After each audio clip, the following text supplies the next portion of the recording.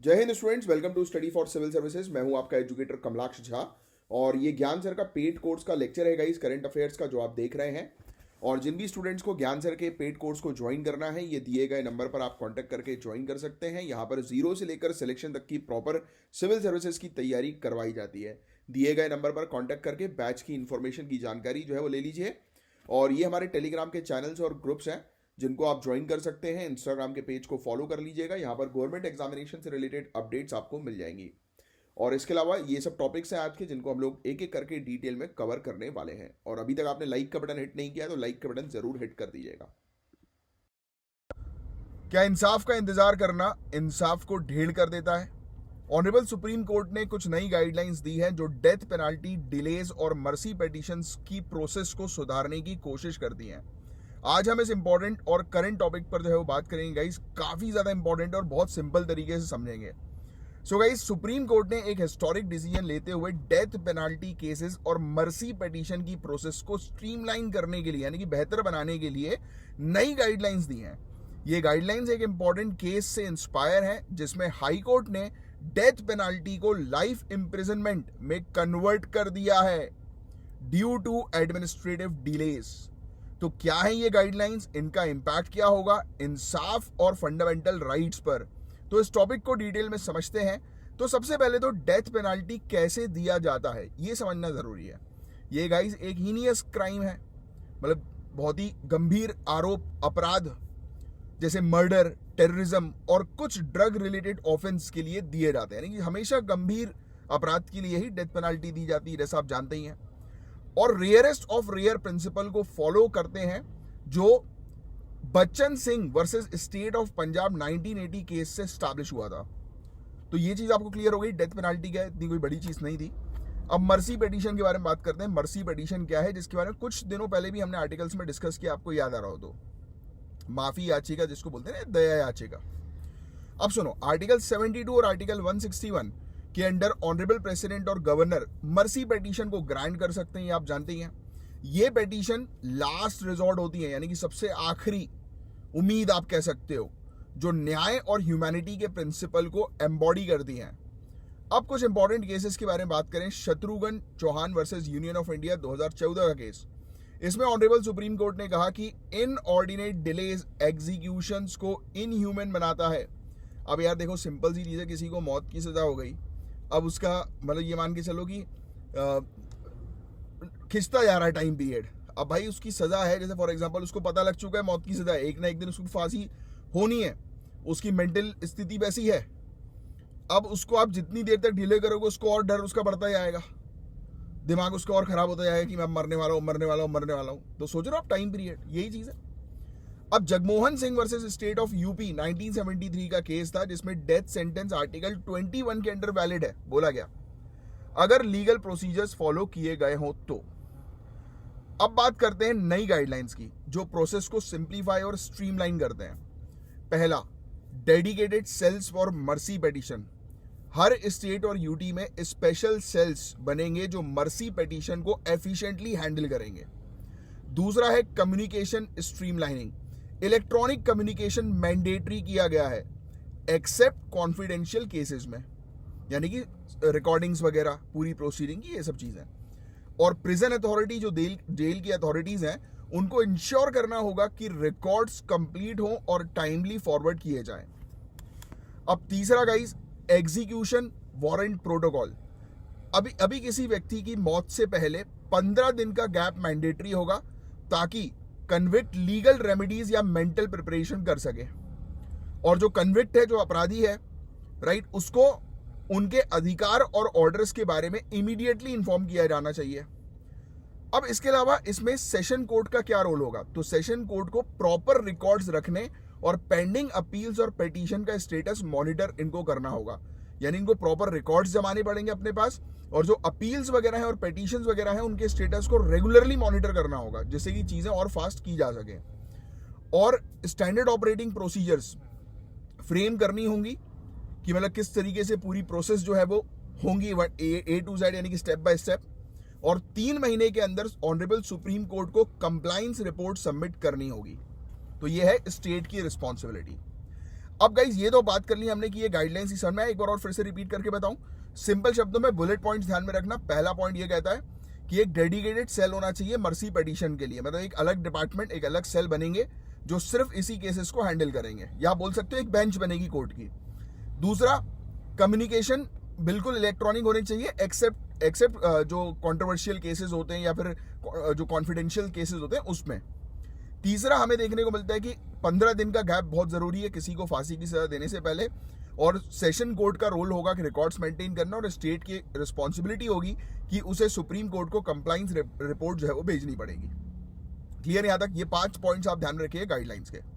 अच्छा, अब ये गाइडलाइन सिर्फ प्रोसेस को बेहतर नहीं करती हैं, बल्कि न्याय और अधिकार दोनों को बैलेंस करने की कोशिश करती हैं। पहला तो यार, टाइम पर जस्टिस मिले, न्याय मिले, डिलेज मिनिमाइज होंगे और जस्टिस टाइमली डिलीवर होगा। दूसरा, अकाउंटेबिलिटी बेहतर होगी, डेजिग्नेटेड ऑफिसर और सिस्टमैटिक प्रोसेस जो है वो ट्रांसपेरेंसी बढ़ाएंगी। तीसरा, आर्टिकल 21 के अंडर जो अपराधी है उसके अधिकार को सेव किया जाएगा। चौथा, रेगुलर जुडिशियल रिव्यूज होंगे और कोऑर्डिनेशन से सिस्टम और बेहतर और स्ट्रांग बनेगा। सो गाइज, ये काफी इंपॉर्टेंट टॉपिक था जो आपके सिविल सर्विसेज में डेफिनेटली पूछा जा सकता है। तो दैट्स इट गाइस, होपफुली आपको ये पूरा टॉपिक जो है वो अच्छे से जो है वो समझ में आया होगा। अब मेरा एक सिंपल सा क्वेश्चन है जो इसके बारे में मैंने ऑलरेडी आपसे बात की हुई है। तो अब मैंने आपको एक चीज जो है बताई थी कि अभी हाई कोर्ट ने डेथ पेनाल्टी को लाइफ इम्प्रिजमेंट में कन्वर्ट जो है वो कर दिया है, राइट? आपका क्या कहना है कि ये चीज सही है या मतलब आपका क्या ओपिनियन है? जस्ट मैं आप चाहूंगा कि 2 लाइन में सिर्फ आप अपना ओपिनियन जो है वो बताएं। गाइस, क्या आप जानते हैं कि इंडिया और जापान मिलकर एक नई दुनिया बनाने की तैयारी कर रहे हैं, और कैसे क्वाड के माध्यम से चाइना के ऊपर एक स्ट्रेटेजिक मूव प्लान हो रहा है? आज के इस पर्टिकुलर टॉपिक में हम ये सब डिटेल में समझने वाले हैं और बहुत सिंपल तरीके से, और ये इंटरनेशनल रिलेशंस के लिए बहुत इंपॉर्टेंट टॉपिक है आपके लिए गाइस। तो सबसे पहले बात करते हैं इंडिया और जापान के सेमीकंडक्टर अलायंस की। अब आप पूछेंगे सेमीकंडक्टर क्यों इंपॉर्टेंट है, तो आप में से काफी सारे मेरे रेगुलर स्टूडेंट्स को पता ही होगा। अगर पता है तो कमेंट बॉक्स पर वीडियो पॉज करके बताओ। सो गाइस, ये वही चिप है जो आपके फोन्स, लैपटॉप्स और कार्स को चलाती हैं। बिना सेमीकंडक्टर के मॉडर्न टेक्नोलॉजी बंद हो जाएगी। इंडिया और जापान ने डिसाइड किया है कि वो मिलकर अपनी सेमीकंडक्टर इंडस्ट्री को बेहतर करेंगे, बूस्ट करेंगे। इसका फायदा क्या होगा? एक तो चाइना पर डिपेंडेंसी कम होगी, दूसरा ग्लोबल सप्लाई चेन को स्ट्रांग बनाने में हेल्प मिलेगी। Guys, Japan already semiconductor tech में एक्सपर्ट है, और इंडिया अपनी सेमीकंडक्टर मिशन के थ्रू नए प्रोजेक्ट शुरू कर रहा है। और गेस व्हाट, ताइवान को भी इस कोलैबोरेशन में शामिल किया गया है। सोचो, अगर इंडिया और जापान मिलकर सेमीकंडक्टर इंडस्ट्री में लीड करेंगे तो दुनिया भर की टेक कंपनीज को हम पर डिपेंड होना पड़ेगा, और ये है असली गेम चेंजर चीज जो आपको ध्यान में रखनी है। चलो बात करते हैं क्वाड की, जो एक पावरफुल अलायंस है। किसका अलायंस है? India, Japan, Australia, USA. रट जाना चाहिए आपको अभी तक, और काफी सारे लोगों को तो रट चुका होगा क्योंकि इतनी बार क्वाड के बारे में आपको पढ़ा चुका हूं। तो क्वाड का पर्पस क्या है? तो गाइस, ये एक प्लेटफॉर्म है रीजनल सिक्योरिटी, इकोनॉमिक कॉपरेशन और मैरीटाइम सिक्योरिटी के लिए। स्पेशली फोकस होता है इंडियन ओशियन रीजन के ऊपर। और सिंपल शब्दों में बोलूं तो ये डायरेक्टली तो बोलते नहीं है, बट इनका मेन टारगेट है चाइना को काउंटर करना, ये चारों कंट्रीज का, इंडिया, जापान, ऑस्ट्रेलिया, यूएसए। अब सुनो, हमारे एक्सटर्नल अफेयर्स मिनिस्टर, इन्होंने रिसेंटली हाईलाइट किया कि क्वाड का रिवाइवल ट्रंप एडमिनिस्ट्रेशन के टाइम पर हुआ। अब क्वाड सिर्फ मीटिंग्स का ग्रुप नहीं, बल्कि एक स्ट्रेटेजिक पावर हाउस बन चुका है। रेगुलर समिट्स, म्यूचुअल सपोर्ट और इक्वल बर्डन शेयरिंग से क्वाड और स्ट्रांग बन रहा है। एग्जाम्पल के लिए, चाइना के एग्रेसिव मूव्स को, यानी कि जो एग्रेशन चाइना दिखाता है ना India China Indian Ocean region में, तो उसको काउंटर करने के लिए क्वाड एक परफेक्ट मॉडल है गाइस। इमेजिन कीजिए, एक डिनर टेबल है जहां पर मेंबर अपना शेयर खुद पे कर रहा है, मतलब यानी कि एक डिनर की टेबल है, जो भी बिल आ रहा है तो सब अपने अपने हिसाब से इक्वली पे कर रहे हैं। तो यही है क्वाड का सक्सेसफुल फॉर्मूला, सब मिलकर काम करते हैं बिना किसी पर एक्स्ट्रा बर्डन डाले। अब सुनो, इंडिया और जापान की दोस्ती गाइस आज की नहीं है, ये रिलेशन काफी पुराना है, लेकिन नए प्रोजेक्ट्स और स्ट्रांग हो रहे हैं आपने सुना होगा शिनकानसेन बुलेट ट्रेन, ये जो प्रोजेक्ट है इसके बारे में, जो जापान की टेक्नोलॉजी का एक गिफ्ट है इंडिया के लिए। हालांकि भी ड्यू टू लैंड एक्विजिशन ये सक्सेसफुल नहीं बन पा रहा है, बट ये जापान की बुलेट ट्रेन आप जानते हो कितनी बेस्ट है, कितनी शानदार है। तो ये इंडिया ने जापान ने इस टेक्नोलॉजी को इंडिया को दिया। सिक्योरिटी और डिफेंस में भी दोनों कंट्रीज एक स्ट्रॉन्ग पार्टनरशिप बना रही हैं, जैसे कि acquisition and cross servicing agreement ACSA, regular military dialogues और इकोनॉमिक इन्वेस्टमेंट जैसे दिल्ली मेट्रो इस दोस्ती को और गहरा करते हैं। ये पार्टनरशिप बस गवर्नमेंट तक लिमिटेड नहीं है गाइस, कल्चरल एक्सचेंज और पीपल टू पीपल रिलेशन भी इसका पार्ट है। एक परफेक्ट एग्जांपल है year of Japan India friendly exchange, जो दोनों कल्चर को और करीब लाता है। अब आखिरी और सबसे इंपॉर्टेंट बात, इंडो पैसिफिक रीजन। इस क्षेत्र में दोनों कंट्रीज का रोल क्या है? तो सेमीकंडक्टर कोलैबोरेशन ये कर रहे हैं, क्वाड फ्रेमवर्क पर काम कर रहे हैं, डिफेंस पार्टनरशिप कर रहे हैं। तो ये तो एक सिर्फ शुरुआती है, और ये सब मिलकर रीजनल सिक्योरिटी को स्ट्रॉन्ग करेंगे और चाइना के बढ़ते हुए इन्फ्लुएंस को काउंटर करेंगे। तो दोनों कंट्रीज का विजन एक ही है, एक स्टेबल और rule based international order maintain करना। और अगर ये पार्टनरशिप सक्सेसफुल होती है तो ये पूरे इंडो पैसिफिक का एक फ्यूचर शेप करेगी। सो गाइस, आपको क्या लगता है इंडिया और जापान की ये पार्टनरशिप कितनी सक्सेसफुल होगी? आपकी राय क्या है? देखो, मैं हमेशा बोलता हूं कि अपनी राय जरूर लिखा करो, इससे आपकी थिंकिंग और ज्यादा बेटर होगी। आप ब्रॉड लेवल पर जो है वो सोचना शुरू करोगे, जो आपके मेंस के लिए सबसे बेस्ट होगा। तो अभी तक जो मैंने आपको बताया उसको दिमाग में रखो, और मुझे ये चीज बताओ कि इन दोनों की पार्टनरशिप कितनी सक्सेसफुल हो सकती है, राइट? आप क्या लिखना चाहोगे अगर आपसे सिविल सर्विसेज ये क्वेश्चन पूछ ले तो, या इंटरव्यू में आ जाए तो? अब गाइस, एक क्रिटिकल टॉपिक आया है जो बेसिकली दुनिया के जियोपॉलिटिक्स को शेप कर रहा है, सीरियन सिविल वॉर और होम्स पर HTS का कैप्चर। तो ये टॉपिक गाइस ना सिर्फ न्यूज में है, बल्कि आपकी सिविल सर्विसेज मेंस और प्रीलिम्स दोनों के लिए इक्वली इंपॉर्टेंट है। तो सिंपल शब्दों में इसको समझते हैं। तो सबसे पहले बात करते हैं लेटेस्ट न्यूज की। Guys, Syrian rebel group HTS यानी कि हयात तहरीर अल शम ने होम सिटी कैप्चर कर ली है। तो क्या आपको समझ में आया कि एक बेसिकली रेबेलियस ग्रुप है सीरिया के अंदर, एक मिलिटेंट ग्रुप आप कह सकते हो, जिसने क्या कर दिया है, जिसने होम सिटी जो है उसके ऊपर कब्जा कर लिया। और ये सीरिया की 3rd लार्जेस्ट सिटी है और गवर्नमेंट फोर्सेस के लिए एक बड़ा सेटबैक माना जा रहा है। एनालिस्ट कह रहे हैं कि ये सीरियन सिविल वॉर का टर्निंग पॉइंट हो सकता है। सीरिया की स्टोरी समझने के लिए थोड़ा पास्ट पे नजर डालते हैं। 1971 से असद फैमिली की अथॉरिटेरियन रूल चल रही है। बशर अल असद ने सन 2000 में अपने फादर को सक्सीड किया। 2011 के अरब स्प्रिंग प्रोटेस्ट के बाद सिचुएशन और गहरी हो गई और बढ़ गई, और सीरिया एक सिविल वॉर का बैटलफील्ड बन गया, गृह युद्ध का बैटलफील्ड। यहां एक चीज समझना जरूरी है कि यह सिर्फ कंट्री का वॉर नहीं है, यहां मल्टीपल रेबल ग्रुप्स और इंटरनेशनल पावर्स इन्वॉल्व है। सिर्फ एक ग्रुप इन्वॉल्व नहीं है, काफी सारे ग्रुप मिलकर सत्ता के लिए लड़ रहे हैं, सीरिया पर कब्जा करने के लिए लड़ रहे हैं। आपको रेबल ग्रुप्स और इंटरनेशनल प्लेयर्स के रोल समझना जरूरी है। HTS हयात तहरीर अल शम, पहले यह अलकायदा का पार्ट था, अब एक सुन्नी इस्लामिक गवर्नेंस एस्टैब्लिश करना चाहता है। डेमेस्कस, एलिपो और होम्स जैसे बड़े शहरों को कंट्रोल करता है ये। फिर सीरियन डेमोक्रेटिक फोर्सेस एक है जो कुर्दिश लेड ग्रुप है, जो कुर्दिश अथॉरिटी पे फोकस करता है। फिर इंटरनेशनल पावर्स की बात करें तो असद के सपोर्ट में है रशिया और ईरान। टर्की की बात करें तो ये रिबल ग्रुप्स को सपोर्ट करता है, लेकिन कुर्दिश इन्फ्लुएंस से खुश नहीं है।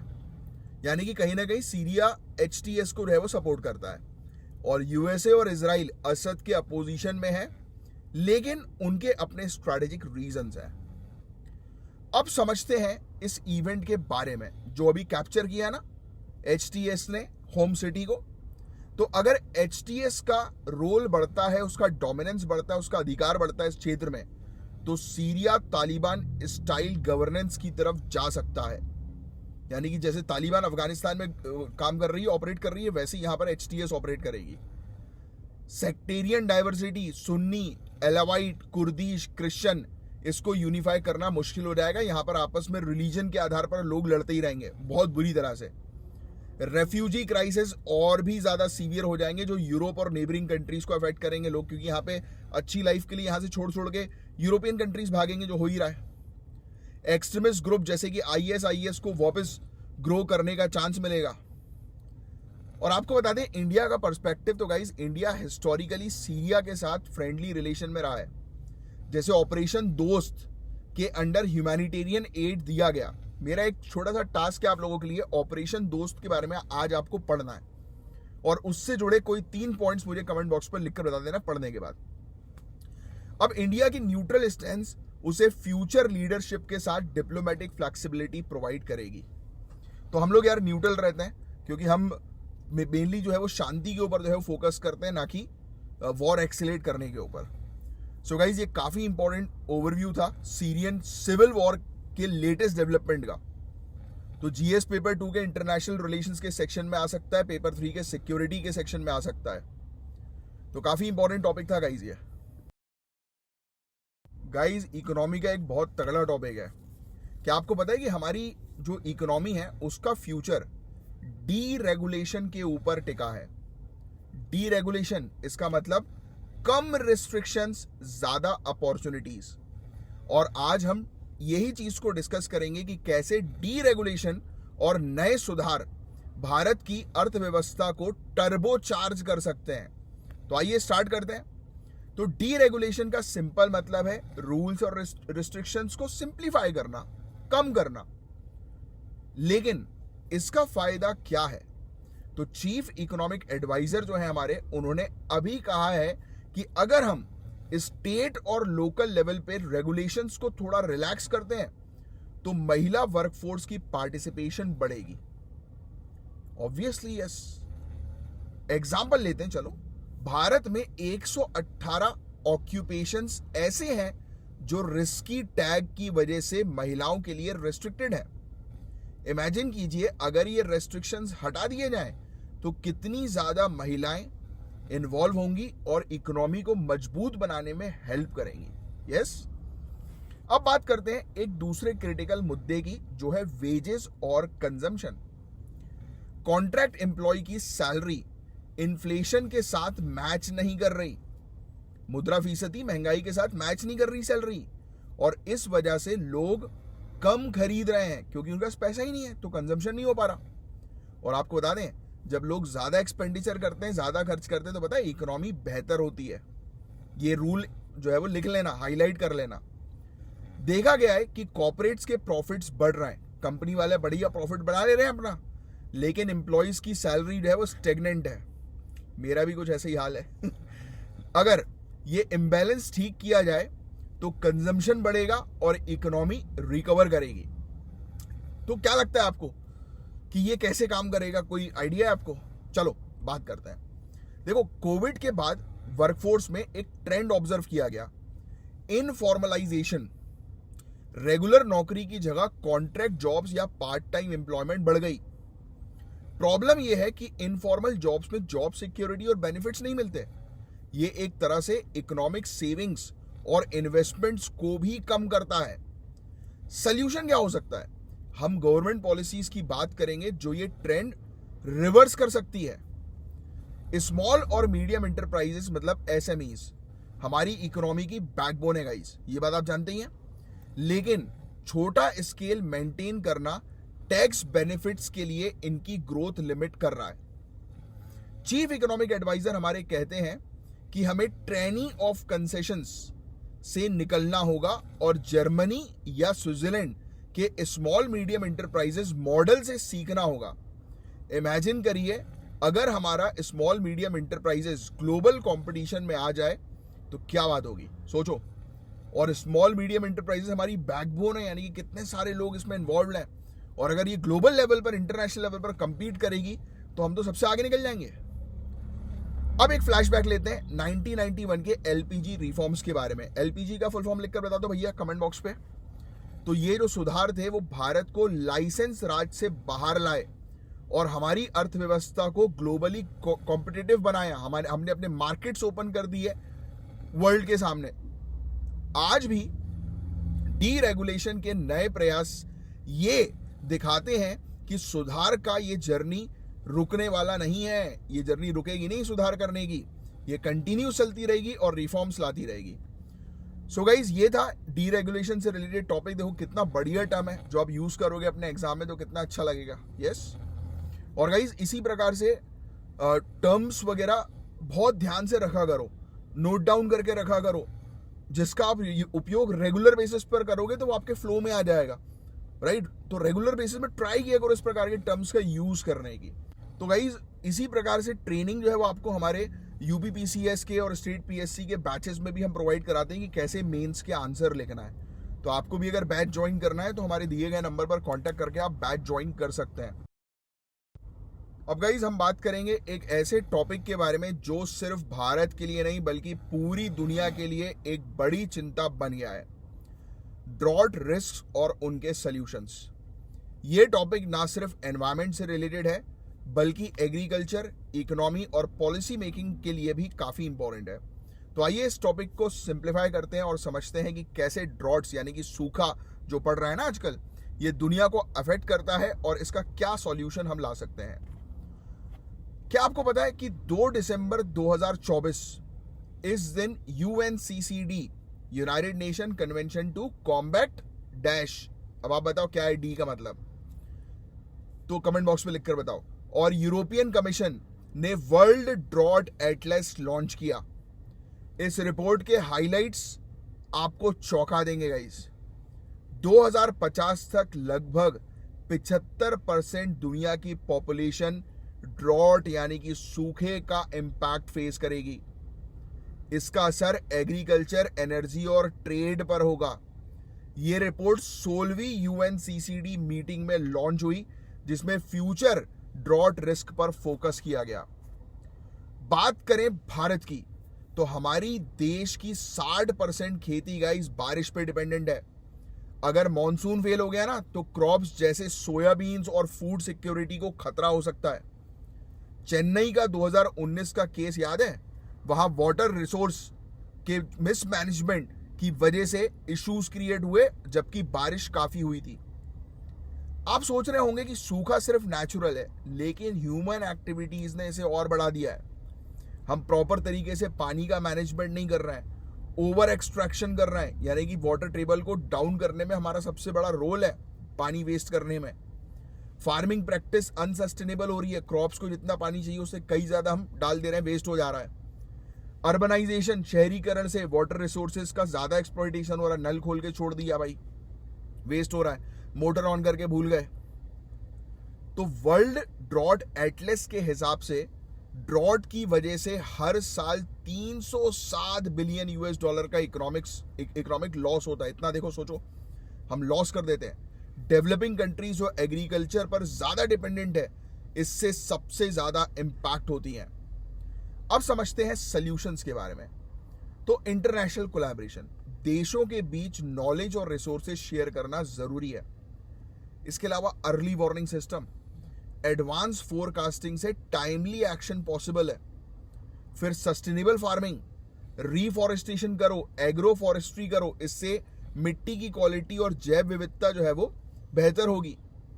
वाटर मैनेजमेंट बहुत इंपॉर्टेंट है, ग्राउंड वाटर रिचार्ज के लिए एफिशिएंट सिंचाई करो जिससे कि ड्रॉट इंपैक्ट को हम रिड्यूस कर सकें।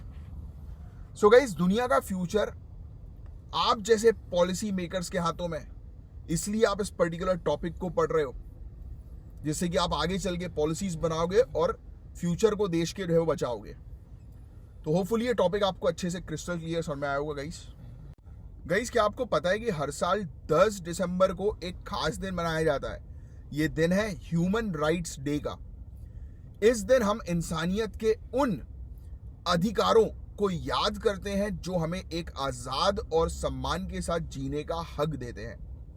ह्यूमन राइट्स का मतलब होता है वो बेसिक अधिकार, वो बेसिक राइट्स जो दुनिया के हर इंसान को उसकी जिंदगी, स्वतंत्रता और सम्मान के लिए मिलना चाहिए। मतलब यानी कि जो उसकी लाइफ है वो फ्रीली रहे, फ्रीडम के साथ वो जिए और सम्मान के साथ वो जिए।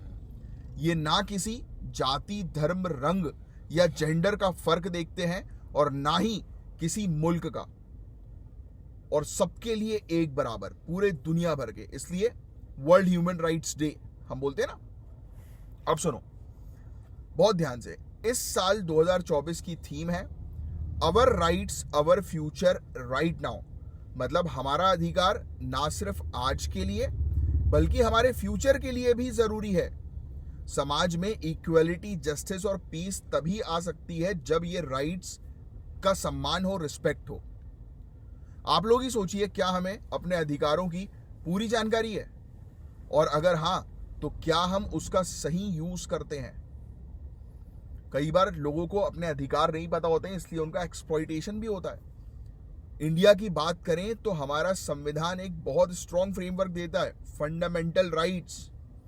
क्या बता सकते हो फंडामेंटल राइट्स कौन से आर्टिकल से कौन से आर्टिकल के बीच में आते हैं? इसमें right to equality, right to freedom, right against exploitation जैसे अधिकार हैं। ये सब ह्यूमन राइट्स के साथ अलाइन करते हैं। तो एक समाज तभी गाइस तरक्की करेगा जब वहां के लोग सिर्फ अपने अधिकारों की बात नहीं बल्कि दूसरों के अधिकारों का भी सम्मान करें। तो ह्यूमन राइट्स सिर्फ एक कंसेप्ट नहीं, ये एक जिम्मेदारी है। तो ये था गाइस ह्यूमन राइट्स से रिलेटेड एक टॉपिक, और ट्राई करिए इस क्वेश्चन का आंसर देने की कमेंट बॉक्स पे। अब जो टॉपिक है गाइस वो है इंडियन स्टार टॉर्टोइस का, जिसका साइंटिफिक नेम है जियोचिलोनी एलिगेंस। इसका IUCN के अंदर वल्नरेबल लिस्ट में है, ये IUCN की रेड लिस्ट में, वल्नरेबल कैटेगरी। ये कछुआ जो है गाइस एक्सटेंशन के एज पर, यानी कि लुप्त होने की कगार पे है, क्योंकि इसका घर छीनता जा रहा है इंसानों के द्वारा और इसका इलीगल ट्रेड हो रहा है, यानी कि जहां पर ये रहते हैं उनका हैबिटेट कम होता जा रहा है। ये मेनली कछुए जो है गाइस साउथ इंडिया और श्रीलंका में मिल जाते हैं, और इसका जो घर है वो ज्यादातर ड्राई रीजन और थॉर्न फॉरेस्ट में, यानी कि कांटेदार जंगल में ज्यादातर देखने को मिलता है। साइंस ने हमें एक और इंटरेस्टिंग बात बताई कि इंडियन स्टार टॉर्टोइस की 2 अलग अलग जेनेटिक ग्रुप्स हैं। एक नॉर्थ वेस्टर्न ग्रुप, ये ग्रुप जेनेटिकली स्टेबल है, ये सूखे क्षेत्रों में ज्यादातर नजर आता है, वेस्टर्न घाट्स में। और एक सदर्न ग्रुप, ये ग्रुप जेनेटिकली ज्यादा डाइवर्स है, जो साउथ इंडिया और श्रीलंका में देखने को मिलता है। और डाइवर्सिटी से पता लगता है कि ये प्रजाति ज्यादा एडाप्टेबल है, बट उनका हैबिटेट ज्यादा खतरनाक जोन में है, यानी कि खराब हो रहा है। तो अब सोचिए कि अगर एक प्रजाति वल्नरेबल है तो उसके पीछे क्या रीजन हो सकते हैं? तो पहला तो डेवलपमेंट के नाम पर हम फॉरेस्ट और ड्राई रीजन को बर्बाद कर रहे हैं, तो उनका हैबिटेट लॉस हो रहा है। दूसरा, इनका इलीगल वाइल्ड ट्रेड। इवन हमारे पास वाइल्ड लाइफ प्रोटेक्शन एक्ट 1972 के तहत इससे हम बचाने की कोशिश भी करते हैं। अब ट्राई करो इस क्वेश्चन का जो है आंसर देने की, क्या होगा करेक्ट आंसर। और गाइज आपको बता दें कि लास्ट लेक्चर में आंसर्स दिए हैं अंकित मान ने और पायल भारती ने। वेरी गुड यार, इसी प्रकार से जो है वो आंसर देते चलो और रेगुलर रहो, क्योंकि आप जितना आंसर जो है वो दोगे उतना आपका कॉन्फिडेंस लेवल इंक्रीज होगा। और यार ये एक तरीका होता है कि इन फ्यूचर, मतलब कि आप एक रेगुलर, आप डिसिप्लिन में हो, और जब आप आगे चल के IAS IPS बनते हो या SDM DSP बनते हो तो ऑब्वियसली आप लोगों को बोल सकते हो कि देखो जाके चेक करो, चेक माई कमेंट्स, कि वहाँ पे मैं रेगुलर था, लाइक इज राइट, इस तरीके से। तो वेरी गुड यार। इसके अलावा देखो ह्यूमन राइट्स के बारे में हमने डिस्कस किया। ये एक टॉपिक जो है United nation human rights council के बारे में, इसको आपको पढ़ना है और इसके रोल को एनालाइज करना है कि कैसे ये ह्यूमन राइट्स को प्रोटेक्ट करने में हेल्प कर रही है। ये GS पेपर 2 इंटरनेशनल रिलेशंस के पर्सपेक्टिव से काफ़ी इंपॉर्टेंट क्वेश्चन है, और इस प्रकार के क्वेश्चंस की प्रैक्टिस हम लोग जो है वो करवाते हैं हमारे कोर्स में। तो अगर आपको कोर्स ज्वाइन करना है तो नीचे दिए गए नंबर पर कांटेक्ट करके आप कोर्स ज्वाइन ज़रूर करिए। बहुत मतलब इन्फॉर्मेशन आपको मिलेगी और बिल्कुल A to Z हम तैयारी करवाते हैं। तो चलिए गाइस, अब मैं मिलूंगा आपसे नेक्स्ट लेक्चर में। तब तक के लिए bye bye, take care, have a great day ahead, जय हिंद।